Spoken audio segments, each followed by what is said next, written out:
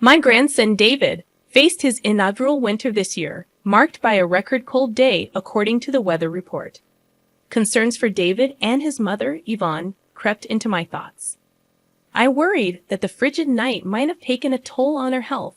In an attempt to quell my unease, I sent Yvonne a message on my smartphone, asking about their well-being and urging them to guard against catching a cold. Despite my efforts, there was no response, not even a read receipt. Yvonne had always been responsible, so her silence raised my anxiety. After an hour of futile waiting, I tried calling, but my attempts proved fruitless. Realizing this was no trivial matter, a sense of urgency overcame me. I hastily donned a thick jumper and rushed to drive to my son's family apartment. However, when I rang the intercom, there was no response. Fearing the worst, that Yvonne might have collapsed inside, I persuaded the building manager to open the door. The apartment was shrouded in darkness, with only faint street lamp light seeping in. Searching along the wall, I fumbled for the light switch, but my repeated attempts yielded no illumination. Anxious and irritated, I resorted to using my smartphone's flashlight to explore. "Yvonne, are you there?" I called out, wondering if they were simply out. Just as I contemplated leaving, a faint cry echoed from the bedroom, prompting me to rush towards it. In the bedroom, I found Yvonne shivering from the cold, desperately wrapping newborn David in a sheet to keep him warm. To my shock, I noticed Yvonne's once long, proud black hair was now chopped off, almost completely shaved. Bewildered, I questioned, "What happened here?" "My name is Mary Smith, a 61-year-old woman who had worked as a hairstylist for many years, running a salon out of my home. My husband and I had started the salon together, but he passed away from cancer when our son, Harry, was young. Despite the challenges, I raised Harry single-handedly. He often skipped school and got into trouble, leaving me to wonder if my parenting played a role.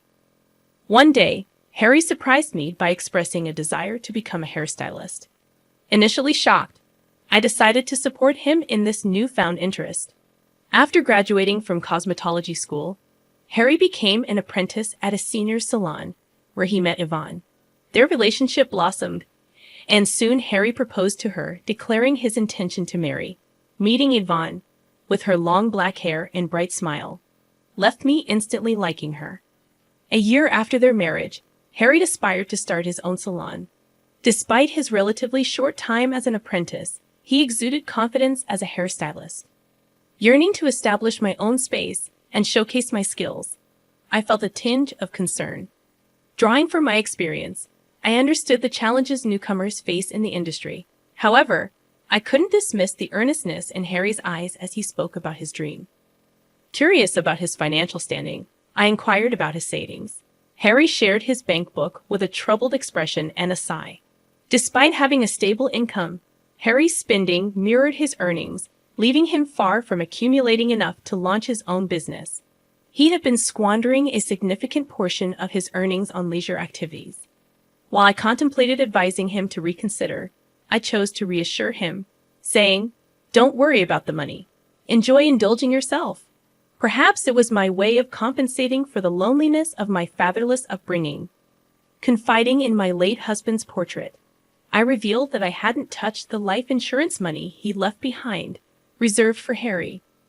Consulting with a knowledgeable regular in real estate, we identified a perfect property, an old barber shop that had recently retired due to old age.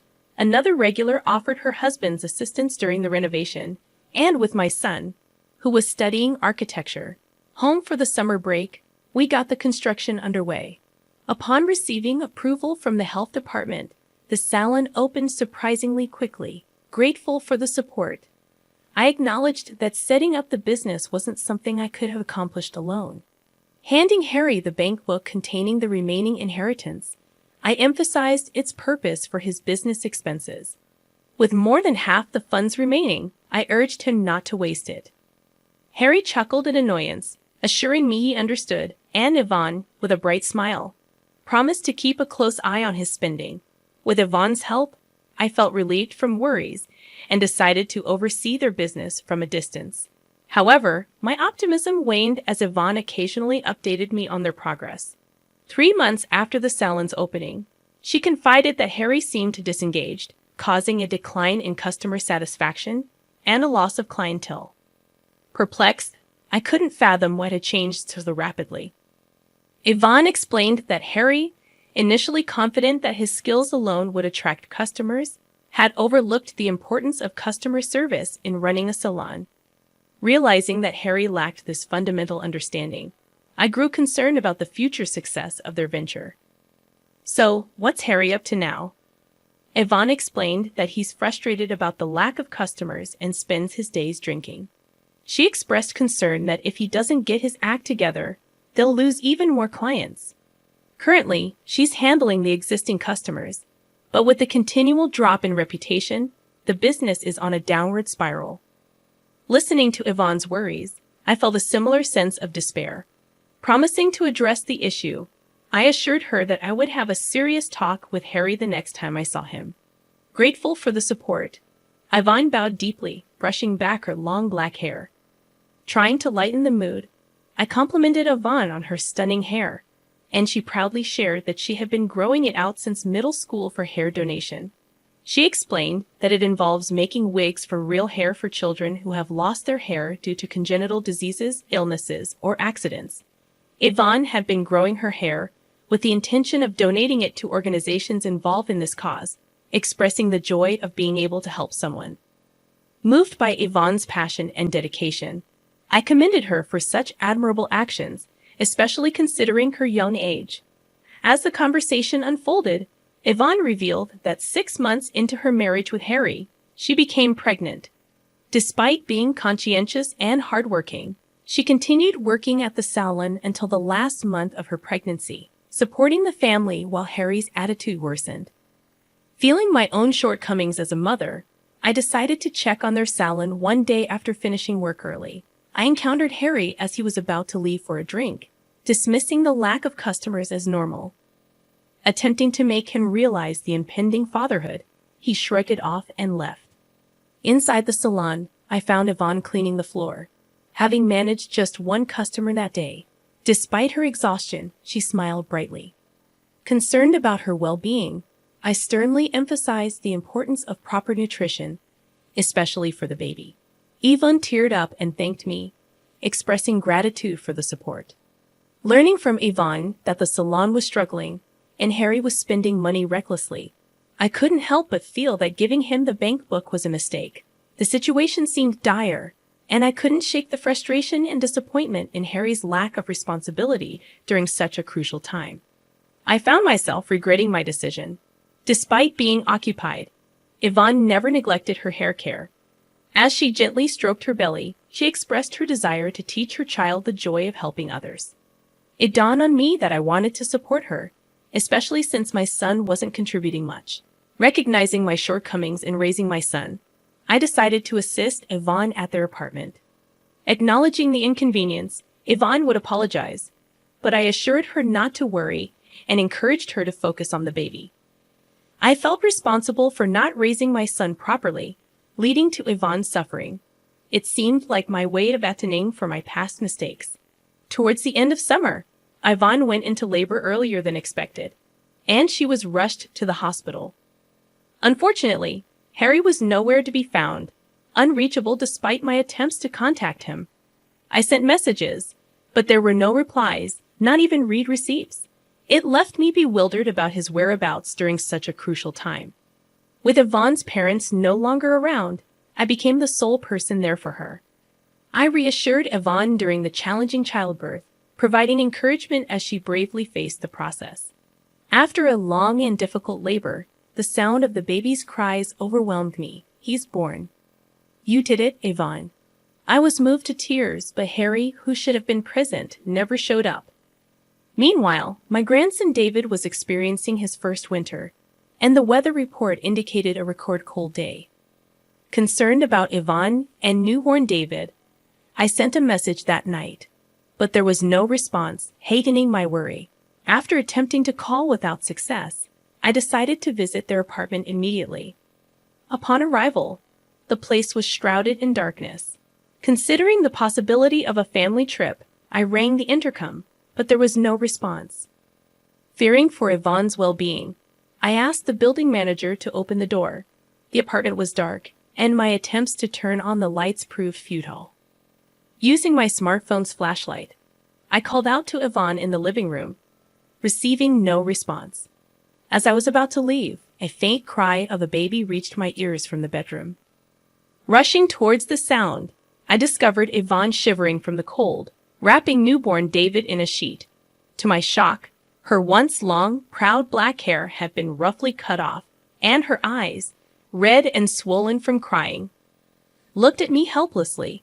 Overwhelmed, I exclaimed, "This is terrible. How did this happen?" I removed my jumper and draped it over Yvonne. Assuring her, I said, "It's okay now. Just tell me what happened, as much as you can." Yvonne began to speak slowly, revealing that Harry continued his daily escapades even after David was born. Financial struggles escalated, leading to an inability to pay the electric bill. Yvonne, unable to tolerate the situation any longer, scolded Harry, hoping he would become a more responsible father. However, her pleas fell on deaf ears.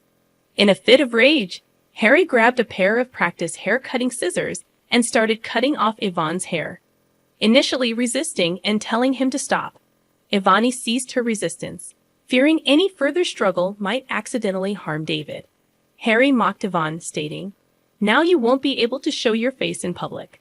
I was left speechless at my son's cruel actions.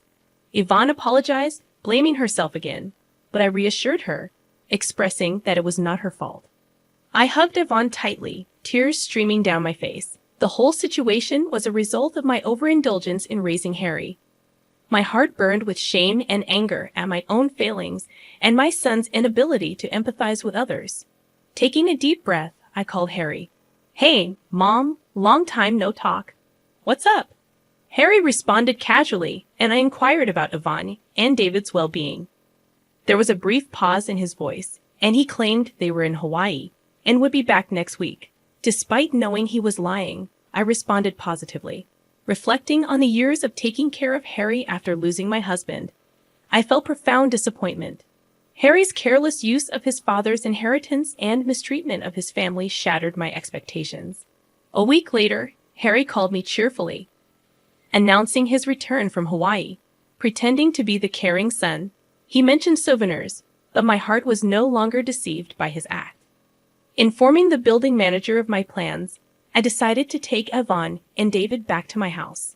I made calls to every possible place. An hour later, Harry called, announcing his arrival at the airport. Despite his cheerful demeanor, my heart was wary. When a taxi pulled up in front of the apartment, Harry, displaying tan lines from sunglasses around his eyes, struggled with the key, realizing it wouldn't fit the lock. Frustration etched across his face. He exclaimed, "What's going on here?" I approached him quietly from behind, wearing a smile that masked the boiling anger in my heart. "Did you enjoy your trip to Hawaii?" I asked, trying to keep my tone light. Harry's relieved expression shifted as he saw me, mistaking the situation. "Mom, you're here," he said, his voice tinged with relief, oblivious to the storm brewing within me. "Listen, Mom, I just got back and tried to enter the house, but the key won't fit. It must be Yvonne's prank, punishing me for going on a trip alone," Harry explained, attempting to paint himself as the victim and blame Yvonne for their troubles. "What were you doing? I told you I was in Hawaii with my family," he continued, caught in his own web of lies. Pointing out the contradiction, I left Harry at a loss for words. "You really had the nerve to lie about taking a family trip to Hawaii," I said, my disappointment palpable. Yvonne had been left behind, shivering in the cold with David, while Harry indulged in his own desires. To think she cherished her long hair, and you just cut it off mercilessly. "Don't you feel any remorse as a human being?" I questioned, my voice heavy with emotion.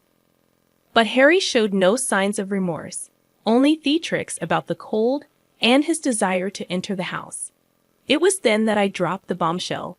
I had canceled the lease on the apartment. Harry protested, but the truth was, he had no right to complain. Taking him to a nearby coffee shop to talk further, Harry sat silently, his pale face betraying his inner turmoil. Eventually, He confessed his selfish reasoning, admitting to his reckless spending and empty promises. I shattered his illusions, telling him I had already sold the salon and the equipment, leaving him with nothing to reclaim. His protests fell on deaf ears as I calmly left the coffee shop, leaving him to face the consequences of his actions. In the following month, Harry's life spiraled further downward. His pleas for help were met with cold shoulders, and he faced legal repercussions for his reckless behavior. As for Yvonne and David, they found solace in our salon. Yvonne, regaining her strength, filed for divorce and threw herself into her work. With David's cheerful presence, the salon blossomed, attracting more customers drawn to Yvonne's warmth. Though the pain caused by Harry's actions lingers, we find solace in the smiles that now fill our salon. And in a quiet corner, David sleeps peacefully, his innocence a reminder of the brighter future ahead.